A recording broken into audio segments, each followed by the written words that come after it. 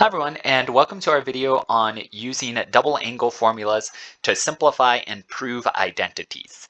So nothing has changed with proving identities or simplifying, except it's often easier when we have special angles. All right, so we see, oh, there's a special angle here, and in the verify the identity problem, we see, oh, there's a special angle and a special angle. So usually that means just instantly use those special angle formulas to help. All right, so in this first one though, I think this first one's actually a little tougher than that verify because we're trying to say, well, what is this formula? So they're saying this should simplify nicely. We have all sorts of identities to use, but what we've got out of this, I would say, is we've got a cosine squared. So when we've got something squared, we often think either Pythagorean, we think factor.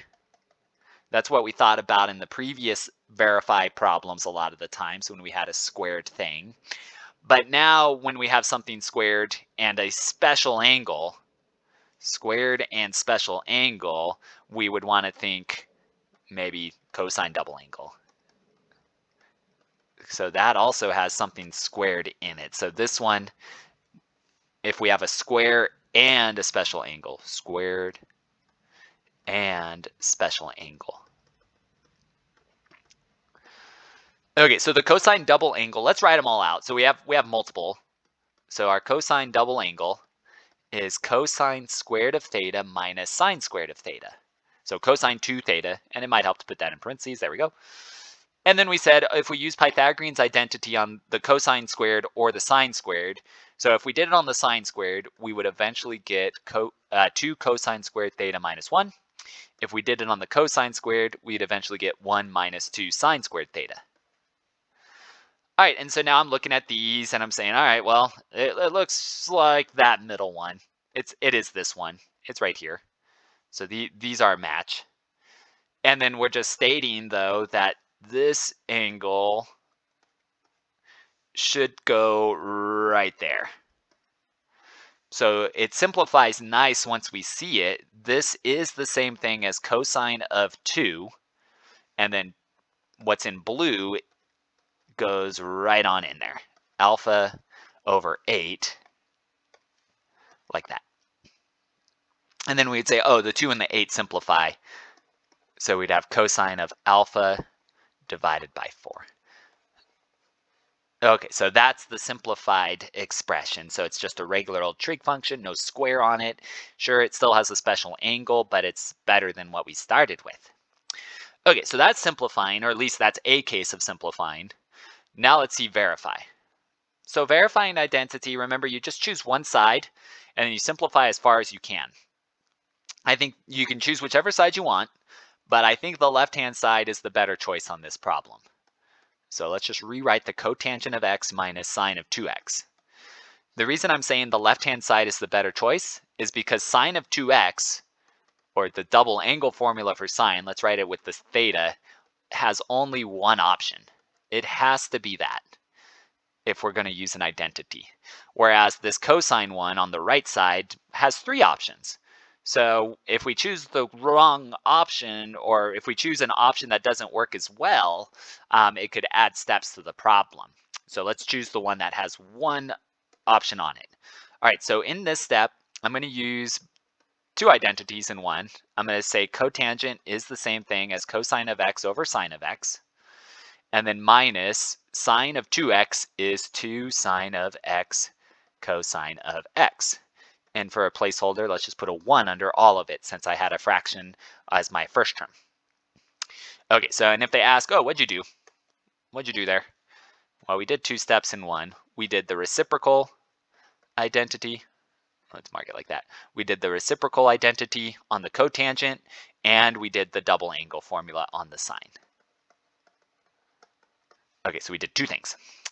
All right, now let's simplify further. When we have multiple fractions, usually we want one single fraction. So let's multiply this second fraction by sine of x, because that's what's missing in the denominator. And what we do to the top, do to the bottom, or do to the bottom, do to the top, there we go. And then now we've got it to where I can write it as one big fraction with just sine of x down below. the first term didn't change, so cosine of x is still there, minus, notice the sine of x and the sine of x would multiply. So that would be 2 sine squared x cosine x. Okay, so we've got this scenario so far. All right, now that we're here, back to this statement. If you see something squared, you're thinking maybe Pythagoreans, factor, or a double angle formula. Well, I think factoring is what's first going to be most helpful, because notice there's a cosine of x in each term. Okay, so let me put this in blue again to say, well, what did we do from this step to this step? All we did was multiply the sine and the sine and sine. So we multiplied and made it a single fraction. They might say all we did was really simplify. Okay, but in this next step, what I'm saying is we've got a cosine of x in common in the two terms in the numerator. So we should take that to the front. So we should factor. So cosine of x factored out. And then if we take a cosine of x out of cosine of x, there's 1 left over, minus, we still have 2 sine squared x, like that, all over sine of x. Okay, and again, to say, in case we need to say, hey, what'd you do there? What we did was we factored. All right, so now that we factored it, I'm running low on space, that was almost it, but at least we're almost there. Remember that in these problems, once you choose a side, so we chose the left-hand side, it means this is the answer we're trying to get. This is the answer. And so I pause where I currently am and I say, well, look at this. Cosine of x over sine of x is cotangent of x. And then, looks like we've got it. Let me change this to pink. This over here is the double angle formula for cosine. So we do have it. So it's there. So the final step, so I wrote a little big. I would prefer, I'm going to just go on to the other page. Sorry that I wrote a little big there. But in the yellow is the cotangent of x. In the pink is the cosine of 2x. We did prove that those two are equal. So we proved the identity. So the left-hand side is the right-hand side. And now we're done. Okay, so if you had chose the right-hand side to start, that's fine too. The steps would have taken a little bit more time. Oh, one final thing I didn't mark was from this step to that step.